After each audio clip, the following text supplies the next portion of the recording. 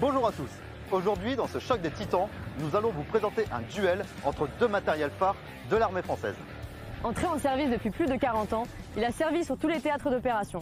Il est le véhicule de transport de troupes le plus répandu dans l'armée française. C'est le véhicule de l'avant blindé, plus connu sous le nom de VAB. En face de lui, un des piliers du programme Scorpion. Il a pour but à terme de remplacer le VAB. C'est un vrai bijou de technologie, un monstre. C'est le véhicule blindé multirôle, plus connu sous le nom de Griffon. Nous allons maintenant embarquer avec les soldats du 21e régiment d'infanterie de marine pour une confrontation de choc. C'est parti.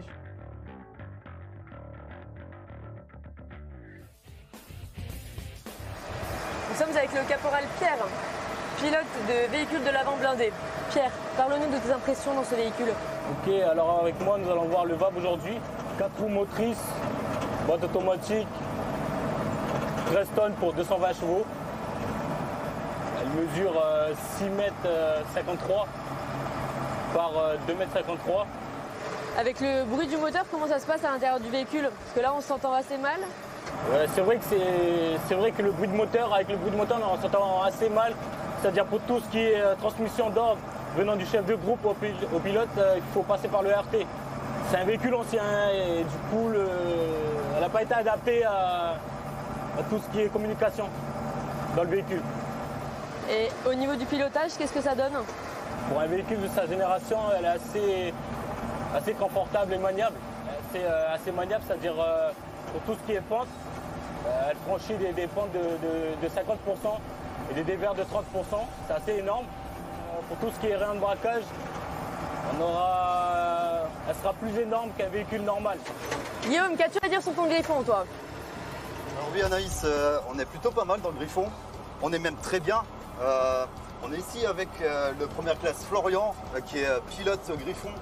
Qu'est-ce que tu peux nous dire sur ce véhicule? Donc c'est un véhicule qui fait plus de 20 tonnes, plutôt facile à conduire, malgré son gros gabarit.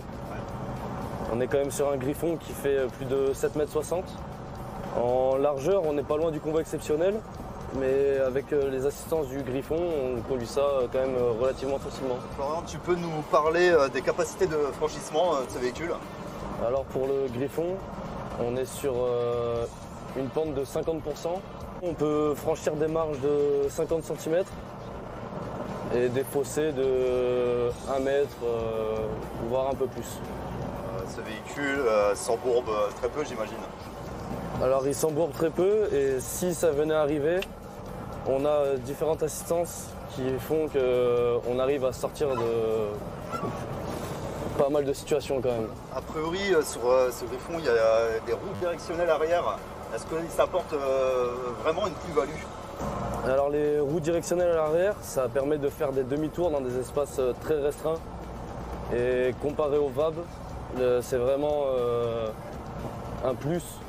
Donc en gros, on est capable de faire un créneau dans le centre-ville de Fréjus, quoi. Ça serait possible.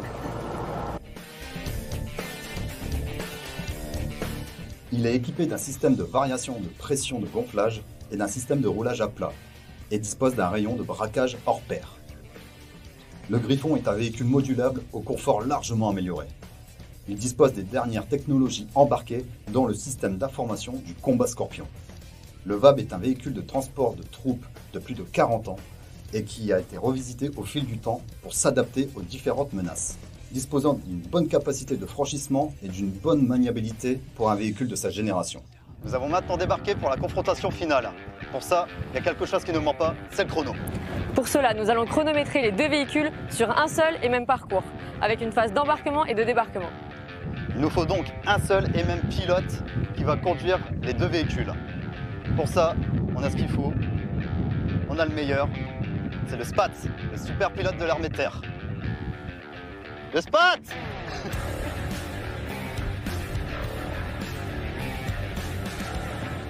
Hein? T'es prêt? Ouais. Bon, il n'y a pas de très local, d'accord. Mais c'est le meilleur.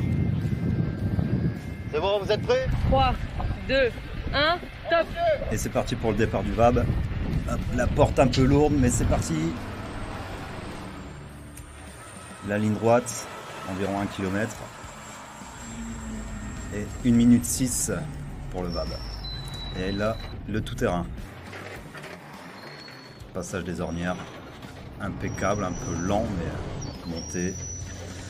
Ça passe. Et le rond-point, en 2 fois, ça va faire perdre du temps au VAB. Et longue ligne droite sur du tout-terrain. Pied au plancher. Et dernière ligne droite du VAB. L'arrêt.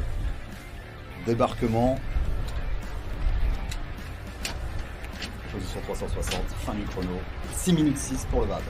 Autour du griffon. Embarquement. Beaucoup plus fluide. Porte ouverte. Fermeture de la porte en roulant. Ça va lui faire gagner beaucoup de temps. Bonne ligne droite. 1 minute 02. 4 secondes de mieux que le VAB. Montée beaucoup plus facile que le VAB. Et le rond-point en une seule fois, ça passe juste, mais ça passe. Passage beaucoup plus rapide sur la ligne droite en tout terrain. Les ornières, ça passe facile. Dernière ligne droite du tout terrain. C'est parti pour la dernière ligne droite. Freinage, la porte est déjà ouverte, ça va lui faire gagner beaucoup de temps. Débarquement. Position 360. Fin de chrono pour le griffon. 4 minutes 20, c'est nettement mieux que le VAB. Cette confrontation est maintenant terminée. Le VAB prouve qu'il a encore de belles capacités pour un véhicule de sa génération. Son remplaçant, le Griffon, a des performances bien supérieures au VAB. Il a été pensé aux besoins des soldats français et adapté aux conflits actuels. Il est d'ores et déjà en opération extérieure. C'est le futur de l'armée de terre.